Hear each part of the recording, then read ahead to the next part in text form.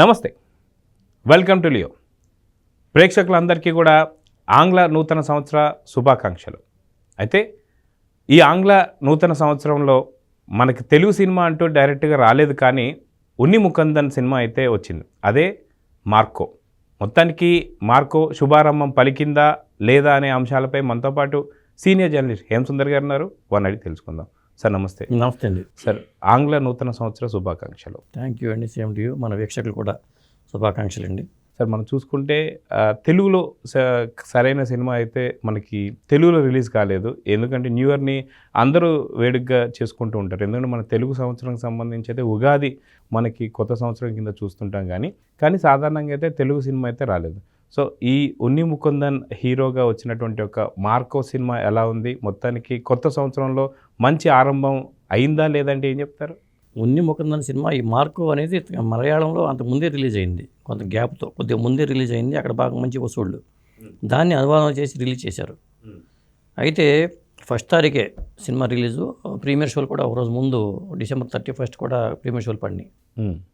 అయితే సినిమా పరంగా చెప్పాలంటే ఉన్ని ముకుందన్ గురించి ముందు చెప్పాలి. ఉన్ని ముకుందన్ ఏంటంటే గతంలో కూడా మనకి యశోద సినిమా శివలంక కృష్ణప్రసాద్ గారు తీసిన శ్రీదేవి మూవీస్ వాళ్ళది, దాంట్లో నటించారు. జనతా గ్యారేజ్లో ఉన్నారు. అప్పుడప్పుడు తడుకు మెరుస్తూ ఉంటారు.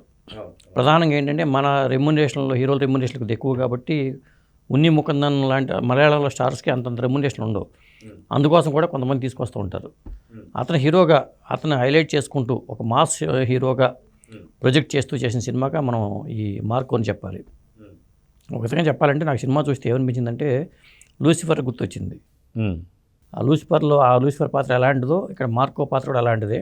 అంటే తండ్రులు వేరైనా కానీ గత అక్రమ సంతానమో లేకపోతే సక్రమ సంతానమో చెప్పలేం, కానీ ఆ తరహాలో వ్యక్తే మార్కో అని చెప్పాలి. ఆ పాత్రని హైలైట్ చేసుకుంటూ రూపొందించిన సినిమా ఇది.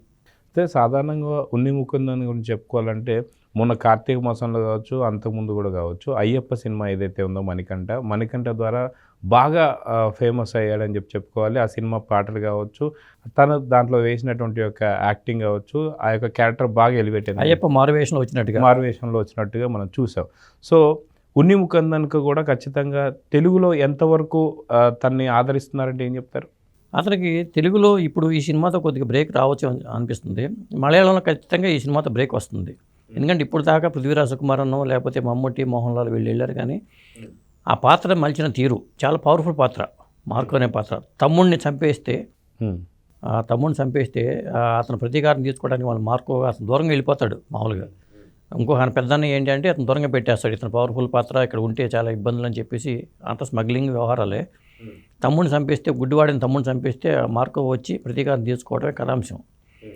అతను అక్కడ రియాక్ట్ అయిన విధానం కానీ నాకు పాత్ర పరంగా చాలా పవర్ఫుల్గా డైరెక్టర్ మలిచాడు. కాకపోతే వాయిస్ పరంగా మనకు కొద్దిగా అది అంత పవర్ఫుల్ పాత్రకి ఆ వాయిస్ అనేది కొద్దిగా సరిపోలా. విలన్ పాత్రలు బాగా ఎలివేట్ అయినాయి. విలన్ పాత్రలన్నీ కూడా బాగా ఎలివేట్ అయినాయి. ఆ ఇంటర్వెల్ బ్యాంక్ వరకు కూడా సినిమా ఒక లెవెల్లో తీసుకెళ్ళిపోయాడు. మనకు పుష్ప క్లైమాక్స్లో ఏ తరహా ఫైట్ ఉంటుందో ఆ తరహా ఫైట్ ఇంటర్వెల్ ముందే కనిపించింది మనకి. ఈ మార్కోలో ఇంటర్వెల్ బ్యాంక్ ఎదిరిపోయిందని చెప్పాలి. చివరికి వచ్చేసరికి ఏమైందంటే ఆ పగ తెచ్చుకునే క్రమంలోనే అతనికి ఆ విలన్స్ ఎవరో అనేది, చంపింది ఎవరు అనేది ఇంటర్వెల్ ముందే రివీల్ అయిపోయింది. అక్కడి నుంచి సెకండ్ హాఫ్కి వచ్చేసరికి సెకండ్ హాఫ్ని ట్రాక్ తప్పిపోయింది. ముఖ్యంగా ఏంటంటే ఆ తమ్ముడికి ఒక లవర్ ఉంటుంది, ఆ లవర్కి ఒక బిడ్డ పడుతుందని తెలిసినప్పుడు ఆ బిడ్డను కాపాడుకోవడం కోసం అక్కడ విలన్ వదిలేస్తాడు ఇంటర్వెల్ ముందు. అప్పుడు ఆ బిడ్డ ప్రసవ టైంలో అటాక్ చేస్తారు విలన్స్ ఇంటి మీద. అక్కడ హీరోయిజం లేకపోవడం అనేది పెద్ద డ్రాబ్యాక్ ఈ సినిమాకి. క్లైమాక్స్ అనేది పెద్ద మైనస్ అని చెప్పాలి. అంత పవర్ఫుల్ మార్కో ఏమి చేయలేని వాడిని సహాయుడిగా చూపించేసి మళ్ళీ తర్వాత నేను తోపని తురుమునని చెప్పి క్లైమాక్స్లో మళ్ళీ ఫైట్ పెట్టి అక్కడ డైరెక్టర్ ఎక్కడో తప్పులో కాలేసినట్టుగా అనిపించింది నాకు. లేకపోతే సినిమా ఓ రేంజ్లో ఆడేది. క్లైమాక్స్ దగ్గరే తడబడ్డాడు డైరెక్టర్. కాకపోతే రఘు బెస్రూరు సంగీతం అనేది ఒక రికార్డింగ్ అనేది ఒక హైలైట్ అని చెప్పుకోవచ్చు.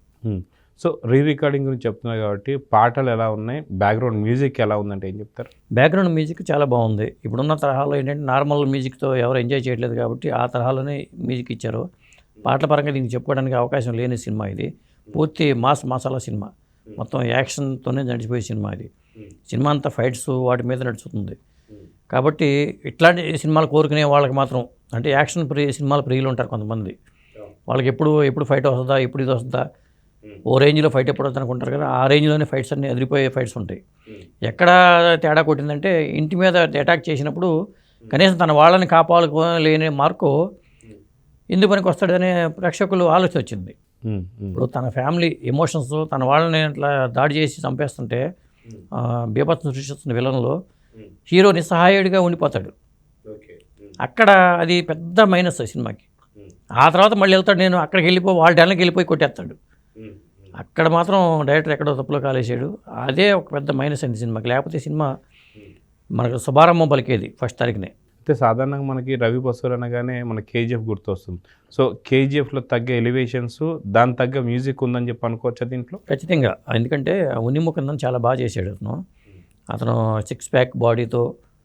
అలాగే ఆ పాత్రని ఓన్ చేసుకుని యాక్ట్ చేసిన విధానం కానీ, అలాగే విలన్ పాత్రలు కానీ, తర్వాత అన్నయ్య పాత్ర కానీ, తమ్ముడు పాత్రలన్నీ పరంగా చాలా బాగుంది సినిమా. ఎందుకంటే ఫస్ట్ హాఫ్ వరకు సినిమా ఓ రేంజ్లో ఉంది.